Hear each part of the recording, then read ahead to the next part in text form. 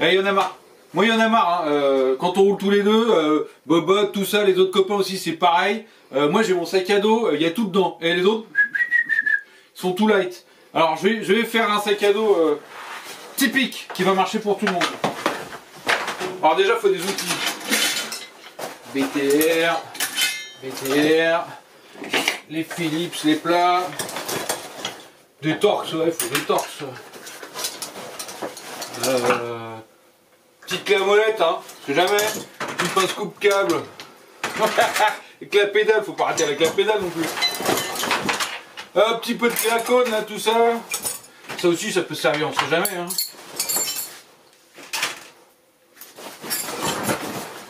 Deux, trois pinces, on commence à être bien là.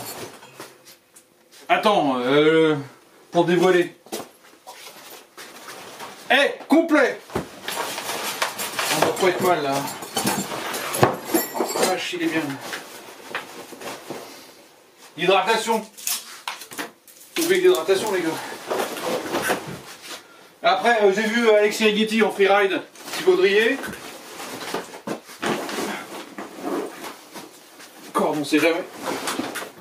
Oh, vache. J'aurais dû prendre un sac qui manque.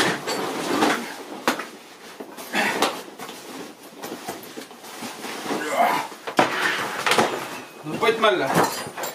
Allez, viens tester.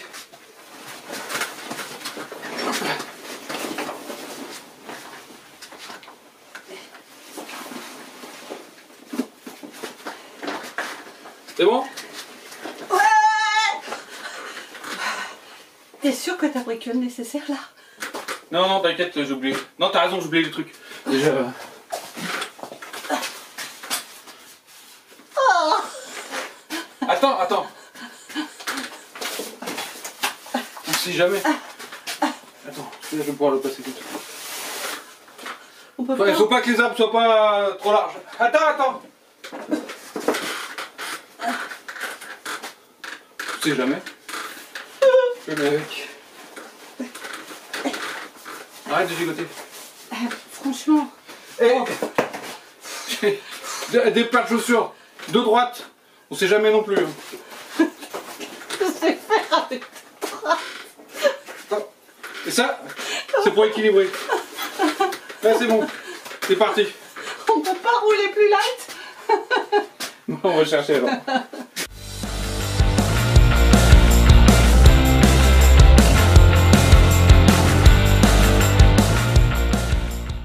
Il y a un vieux film d'Ennio Morricone, Le Bon, la Brute et le Truand, où il y avait une phrase où il disait dans la vie, il y a deux catégories de personnes, ceux qui ont un pistolet chargé et ceux qui creusent. Toi, tu creuses. Bon, c'est pareil en VTT. Enfin non, c'est pas toi tu creuses en VTT. Alors remarque des fois, mon pote Momo il s'est pris une galtouze, il a creusé je pense avec sa tête, hein, tu vois. Enfin bon, ça n'a rien à voir. Donc il y a les catégories de ceux qui roulent avec sac à dos et ceux qui roulent sans sac à dos. Moi je fais partie de la team sac à dos parce que voilà, et il y a pas un qui est mieux que l'autre, hein, vraiment. Il y a je préfère ou tu préfères. Sac à dos parce que voilà, mon sac à dos il y a ma dorsale intégrée. Parce que je trouve pas mal de trucs pour pas mal de personnes, parce que ça me permet de pas trop réfléchir si j'ai besoin de rajouter une veste de plus. Enfin voilà, il y a des tas de raisons qui font que, et il y a d'autres raisons qui sont aussi bien pour dire sans sac à dos, on est plus libre de ses mouvements, le centre de gravité est abaissé de l'ensemble du système, on a moins chaud quand on roule l'été, enfin bon voilà. Mais quoi qu'il arrive, il va falloir transférer les trucs fondamentaux qu'il y a dans mon sac à dos, pour les mettre sur le vélo. Et je vais faire que l'option sur le vélo, parce que certes, il y a des, on peut foutre des trucs dans son short, dans son cuissard. Il y a des vestes aussi protection qui font dorsale, où on peut aussi mettre la poche à eau. On va pas les envisager, là, c'est du textile. Ici, on va essayer de caler un maximum sur son vélo. Pourquoi? Parce que ça a quand même l'intérêt. Tu sors avec ton gamin, ou tu fais chercher le pain, ou tu vas faire un truc. T'as quand même certes, voilà, de quoi t'en sortir si tu crèves, si tu casses une chaîne, si tout ça. Alors qu'est-ce qu'il y a dans mon sac à dos et qui va devoir arriver sur le vélo?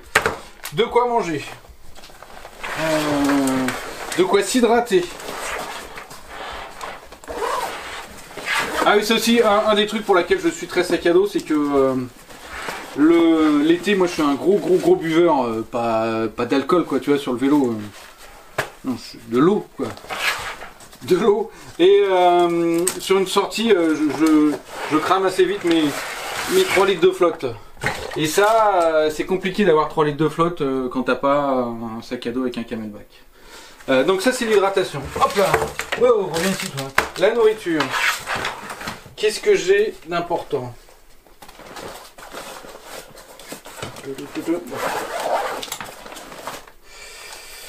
En outils, un multi-outil fondamental. Et là, je l'ai mis là. J'ai ma pompe fondamentale ou ma cartouche CO2. Ça marche, je vous le montrerai tout à l'heure. C'est les deux options pour regonfler. Une chambre à air. Qu'est-ce que j'ai? Des démontes pneus.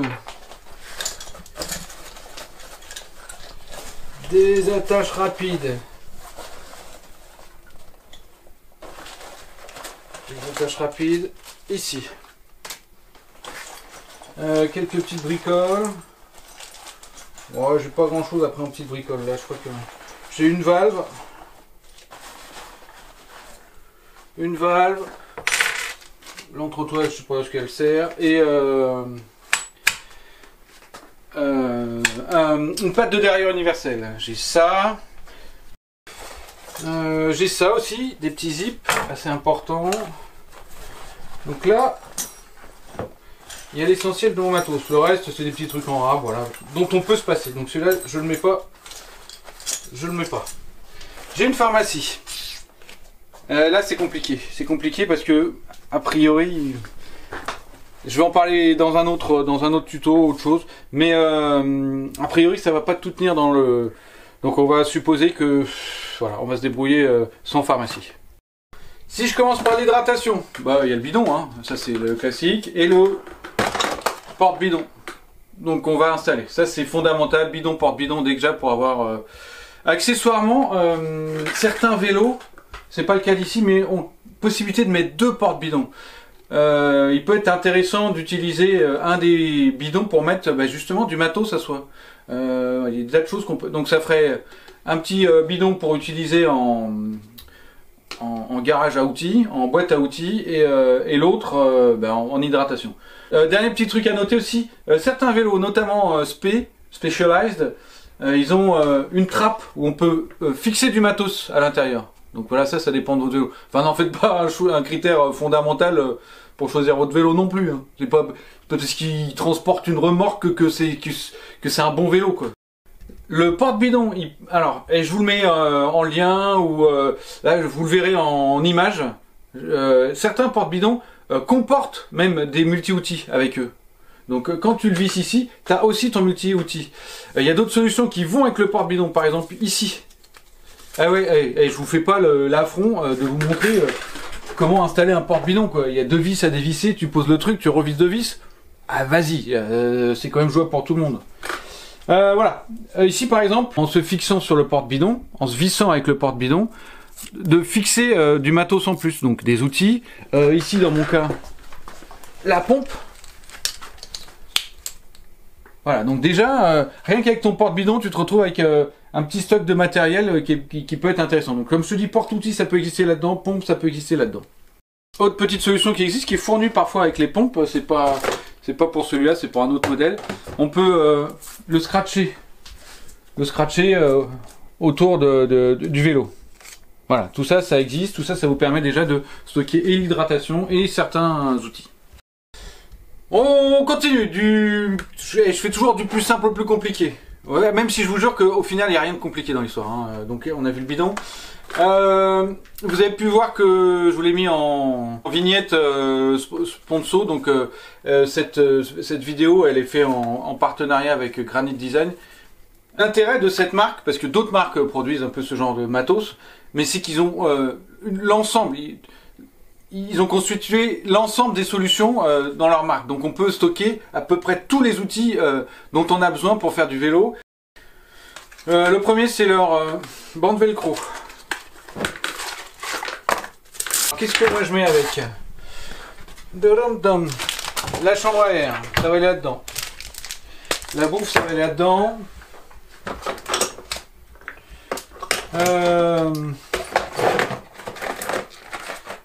Ma cartouche de CO2.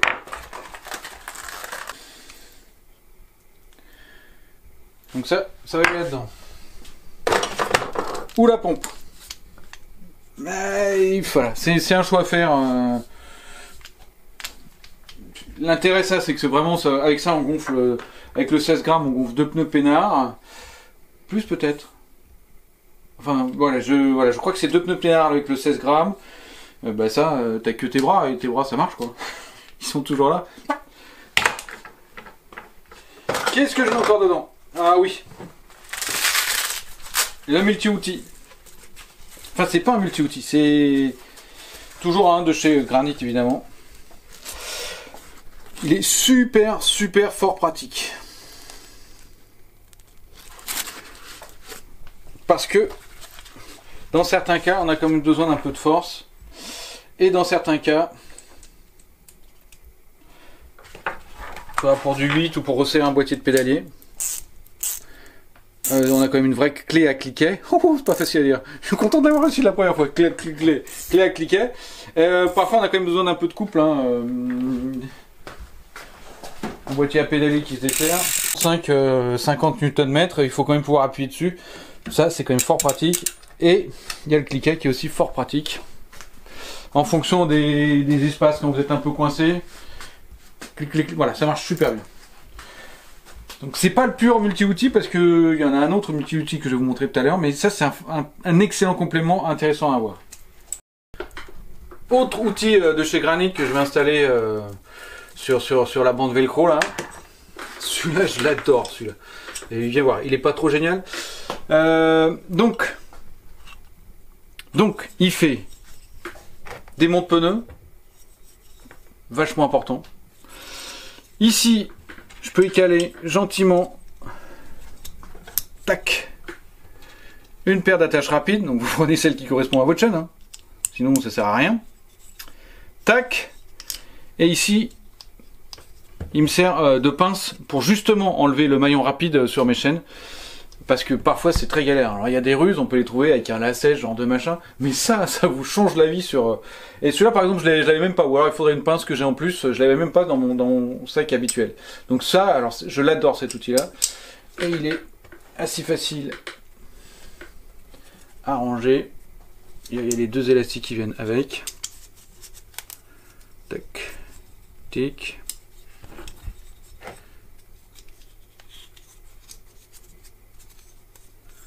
Boum. Donc tout ça, on va le mettre là-dedans. La manip elle est assez simple. Hein.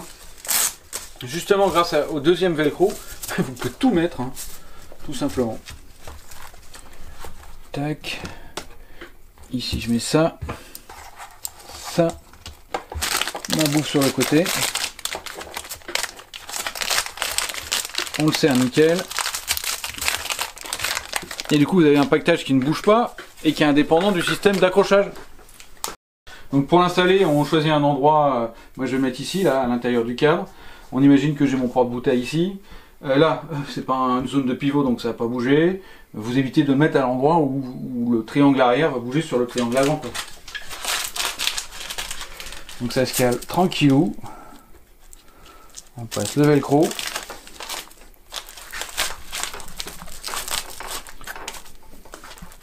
Et bing, ça bouge plus.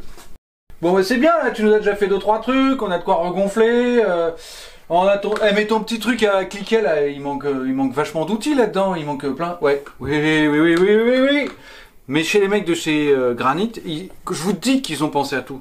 Et c'est pour ça que je pourrais jamais travailler chez Granit, parce qu'il faut penser à tout, tu vois, chez Granit Design. Donc, comme je vous le disais, j'ai que ma petite clé à cliquer avec quelques embouts. Il manque des choses. Par exemple, je casse ma chaîne. Alors, j'ai de quoi enlever mes maillons rapides et j'ai des maillons rapides de rechange. C'est vrai, mais en général, il faut virer quelques maillons, voire nettoyer un peu le truc. Et ça, il faut un dérive chaîne. Oh, il est pas trop beau celui-là, le dérive chaîne. Tac. Et le défaut de la plupart des dérive chaînes qu'on trouve dans les multi-outils, c'est qu'ils sont petits et donc, encore une fois, en manque de force. Celui-là, vu comment il est construit, et on a vraiment de la force. Tu rajoutes une petite clé de 4, je crois. Non, de 5, je crois. je crois, une petite BTR de 5, et t'as vraiment de quoi tranquillement péter ton maillon rapide, celui qui te gêne. Évidemment, la clé de 5, tu l'as sur la clé à cliquer. Hein. Et ça se range où? On va pas le mettre là-dedans. Eh non, c'est là qu'ils sont forts. Ils ont utilisé tous les orifices. Elle est géniale. Je l'avais en tête déjà, cette phrase. Ils ont utilisé tous les orifices. Et ça pourrait être un titre de chez titre. Hein.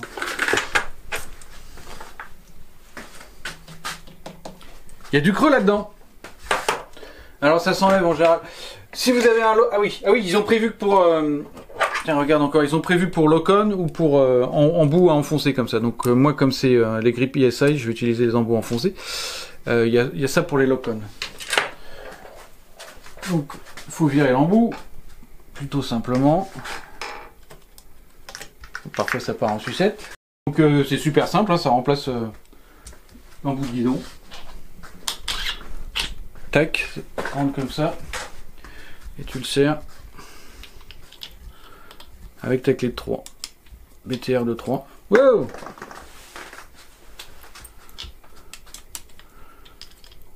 Et ça écarte le plastique à l'intérieur et ça ne bouge plus. Accessoirement, ça protège plutôt mieux que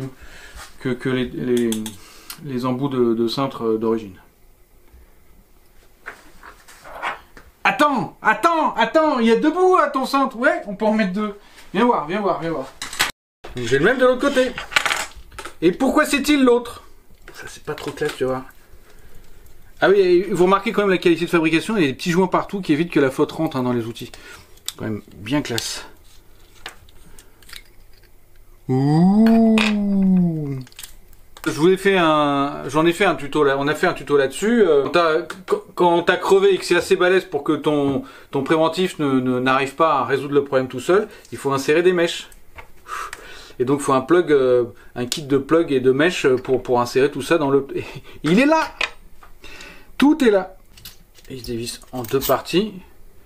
Et donc on a ça pour égaliser. Et regarde mon tuto. Il y a tout ce qu'il faut pour limer le trou fait par l'épine ou par quoi que ce soit qui a percé ton pneu. Et donc il faut les bavurer. Wouhou! J'étais pas sûr de le réussir. C'est pas trop classe? Pas trop classe leurs outils?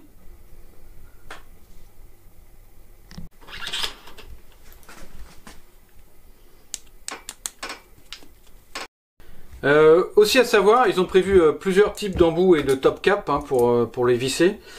On peut aussi, je vous ai dit que ça allait dans le cintre, mais ça va aussi, tu peux éventuellement le mettre dans le boîtier de pédalier.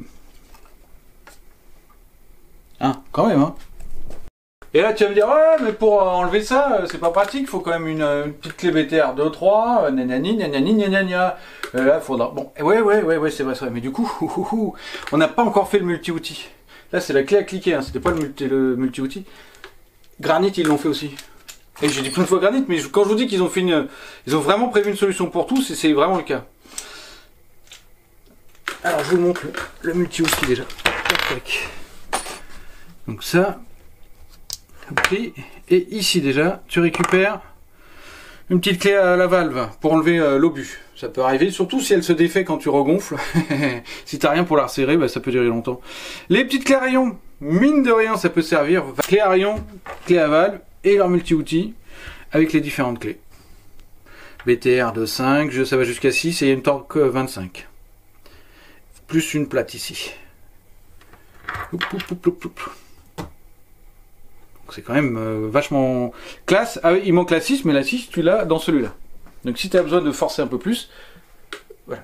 Ça fait un vrai complément l'un à l'autre.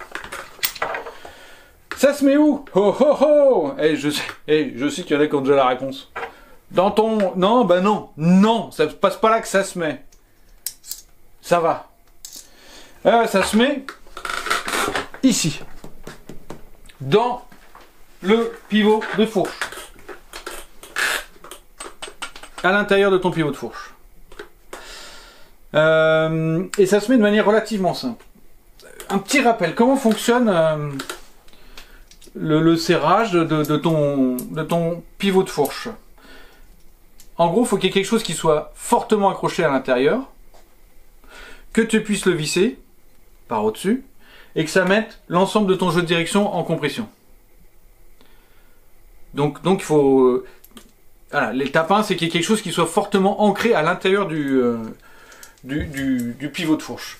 Ce qui se fait généralement, enfin, non, généralement, non, d'ailleurs, c'est pas plus généralement que... En VTT, ça aide plus, mais en vélo de route, il y a l'autre option, vous allez voir. Ce qui se fait en général en VTT, c'est qu'on insère une étoile de jeu de direction. Elle rentre dans ce sens-là. Elle est, bien évidemment, comme vous voyez, ces bords font que ça empêche de remonter, donc on a quelque chose qui est fortement ancré, et on le voit ici, c'est la même chose. Donc, je le refais, vous mettez tous les entretoises, les potences, ça dépasse légèrement, et quand tu serres, ça met tout en pression. Tu te doutes bien que s'il y a ça là-dedans et que tu dois visser, ça va pas marcher. Hein. Ça, il n'y a rien pour visser. Là, ils ont trouvé une super solution. Et c'est la deuxième solution pour créer un point d'ancrage à l'intérieur d'un pivot de fourche. C'est un expandeur. Ça marche super bien. En vélo de route, ça se fait tout le temps. Sur les fourches carbone, ça se fait tout le temps. C'est un expandeur. C'est-à-dire que vous fixez ça à l'intérieur, vous le vissez, il s'écarte. Et avec l'ensemble des frottements, ici, ça bouge plus d'1 millimètre. Et par-dessus, la deuxième vis, elle vient serrer l'ensemble du bazar en s'appuyant là-dessus. C'est cette solution qu'ils ont utilisée chez Granit. Donc on va caler un expandeur à l'intérieur.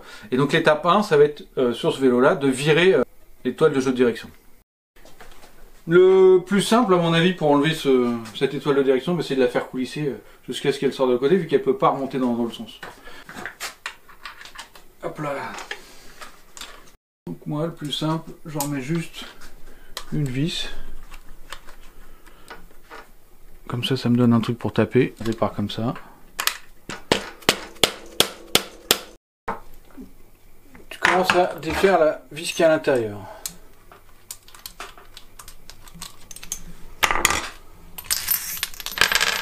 Voilà. Tu as toutes les parties là. On plug l'étui dans lequel va rentrer l'outil après, dans son insert, ici sur la vis expandeur là. Sur l'expandeur. Boum. On insère.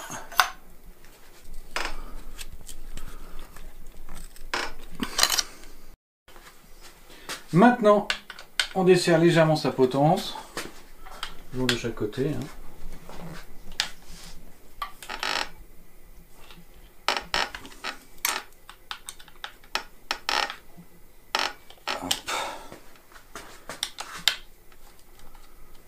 Hop.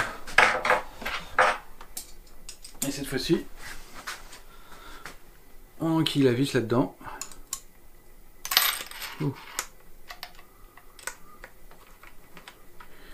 Et c'est avec ça qu'on va recréer la compression.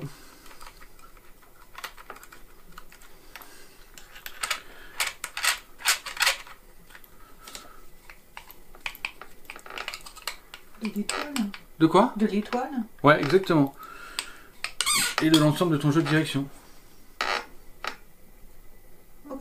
La même situation qu'on avait avant. Là, on est pas mal. Donc vous pouvez regarder, je suis sûr qu'il y a des tutos sur le réglage du jeu de direction. Pas de jeu, ça tourne bien, il n'y a plus rien qui bouge.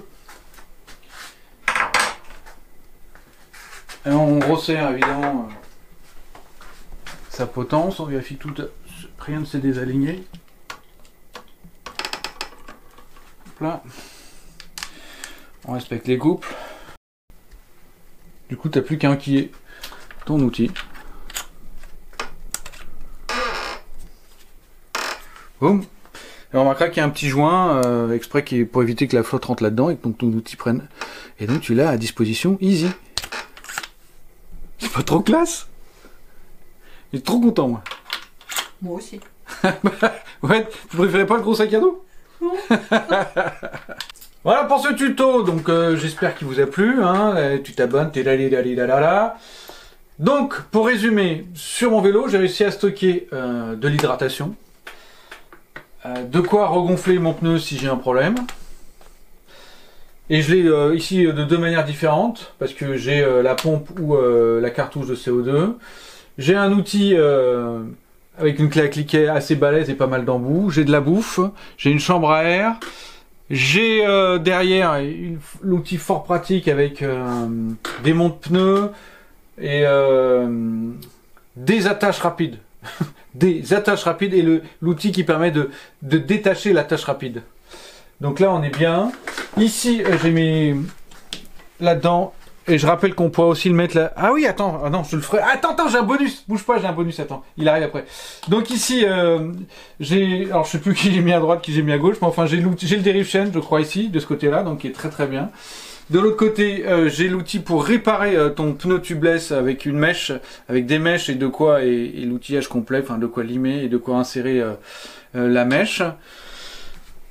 Là, dans le tube de direction. J'ai mon multi-outil assez complet avec pas mal d'embouts, un démonte-obus et les écrous à rayons. Les clés à rayons. Donc là, on est quand même vraiment pareil pour à peu près tout. Enfin, tout ce qui peut vous arriver de pas trop. L'idée, c'est de pouvoir réparer, de pouvoir vous nourrir, de pouvoir vous hydrater, de pouvoir réparer les petites réparations, principalement les crevaisons et les casses de chaîne. Tu casses ton derrière, il y a moyen de s'en sortir autrement. Tu casses un frein, il reste toujours un frein. Voilà, après, vous n'avez pas vous déplacez pas avec l'atelier complet non plus. Hein. Et j'ai une petite ruse. J'ai failli vous. Ceux qui écoutent bien tout ce que je dis, ils vont se dire, oh, il manque ça. Alors, je peux les mettre là-dedans, je peux les mettre à droite, mais j'ai une super ruse pour les mettre.